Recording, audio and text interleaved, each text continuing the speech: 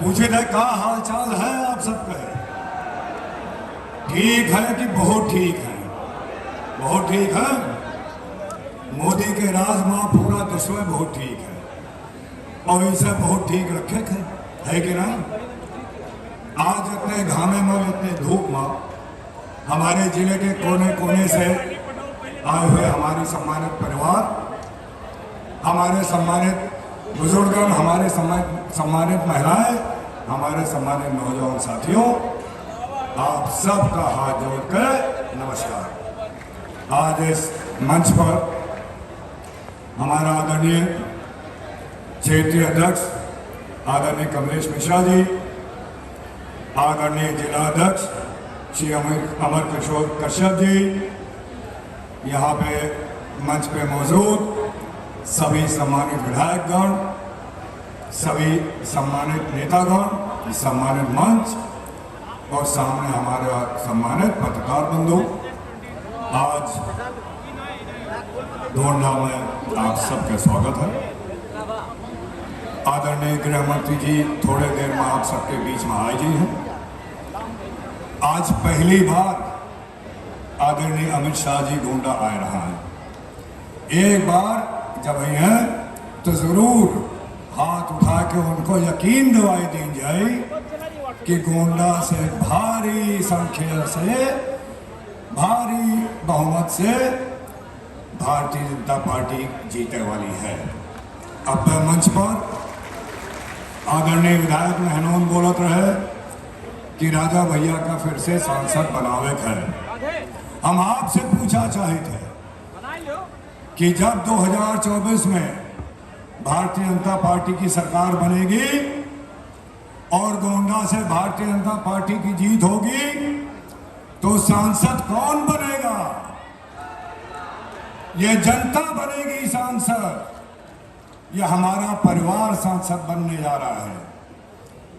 मोदी जी को तीसरी बार हम लोग इस देश का यशस्वी प्रधानमंत्री बनावे जाए थे और साथ साथ जो जीत मिलनी है भारतीय जनता पार्टी को, वो हमारे एक एक जनता के एक एक सदस्य की जीत है, हमारी माताओं बहनों की जीत है, हमारे किसान भाई जीतेंगे, हमारे नौजवान जीतेंगे और हमारे भारतीय जनता पार्टी के मेहनती कार्यकर्ता जो दिन रात अपनी जनता की सेवा में लगे हैं, आप सब मिलकर सांसद बनने जा रहे हैं। हम लोग आदरणीय प्रधानमंत्री मोदी जी के निर्देश के अनुसार हम लोग इस जनता के सेवक हैं और निरंतर 10 साल प्रधानमंत्री जी ने और भारतीय जनता पार्टी ने अपने देश का और हमारे गोंडा जिले के हमारी समस्त जनता का सेवा किया है। और 20 तारीख का हम लोगों को दिखा देना है कि हमारे गोंडा में हमें बाहरी लोगों की जरूरत नहीं है, हमें ऐसे सरकार की जरूरत नहीं है। ऐसे पार्टी जिन्होंने जब 4 बार हमारे उत्तर प्रदेश में सरकार बनाई थी,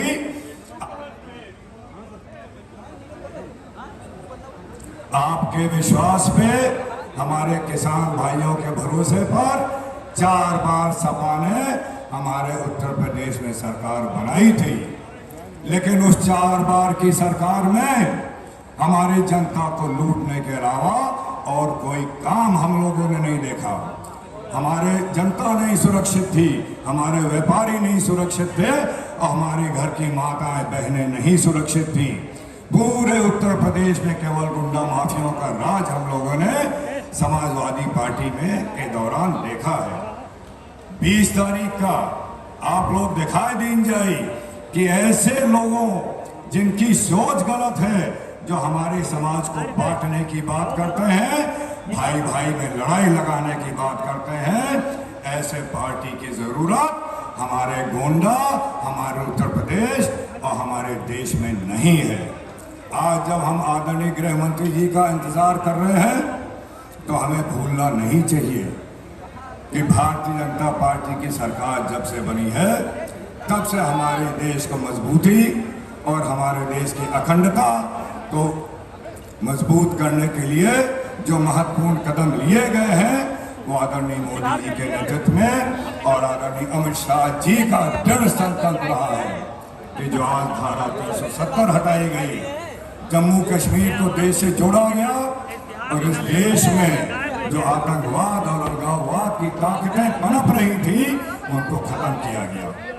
ये दशकों से चल रही कांग्रेस सरकार की तुष्टीकरण की राजनीति का, उनकी राजनीति का ये तरीका था, उनकी राजनीति का तरीका था कि आज हमारे देश के कोने कोने में आतंकवाद और अलगाववाद पनप रहा था।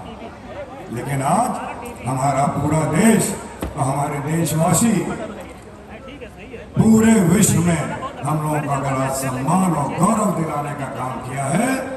तो आदरणीय अमित शाह जी, आदरणीय प्रधानमंत्री जी की देन है। तो आपसे यह निवेदन है कि भारतीय जनता पार्टी जो राष्ट्र निर्माण के लिए 10 साल से मेहनत कर रही है, आदरणीय मोदी जी जो हमारे इस परिवार की सेवा 10 साल से कर रहे हैं, तो ये हम लोगों का फर्ज बनता है, ये हम लोगों की जिम्मेदारी है कि 20 तारीख को आने वाले चुनाव में हम लोग सब एकजुट होकर और सबको साथ लेकर एक बार फिर भारतीय जनता पार्टी को यहाँ से इतनी मजबूत जीत दिलाएं कि जो भी थोड़ा बहुत हमारा विकास कार्य बचा है उसको भी हम आपकी तेजी से, मजबूती से आदरणीय प्रधानमंत्री जी से वकालत कर सकें कि यहाँ भी सुभागपुर में फ्लाईओवर बनना है, गोंडा का बाईपास बनना है, हमारे गोंडा क्षेत्र में जो अयोध्या क्षेत्र से सटा है वहाँ पे हमारी मांग है। मैं विनम्र निवेदन करूँगा कि यहाँ पे एक औद्योगिक व्यवसायिक केंद्र बने, एक क्षेत्र बने जिससे जो अयोध्या में जो तेजी से विकास हो रहा है, वहाँ पे लाखों की संख्या में रोज श्रद्धालु आ रहे हैं और उनको रोजमर्रा की चीजों की जो जरूरत है वो हमारे गोंडा के हमारे नौजवान लोग फैक्ट्री लगाकर, बिजनेस खोलकर हम लोग उसका उत्पादन करें और हमारे गोंडा के नौजवानों को रोजगार के अवसर मिले। इसकी भी मैं निवेदन आदरणीय अमित शाह जी से करूंगा।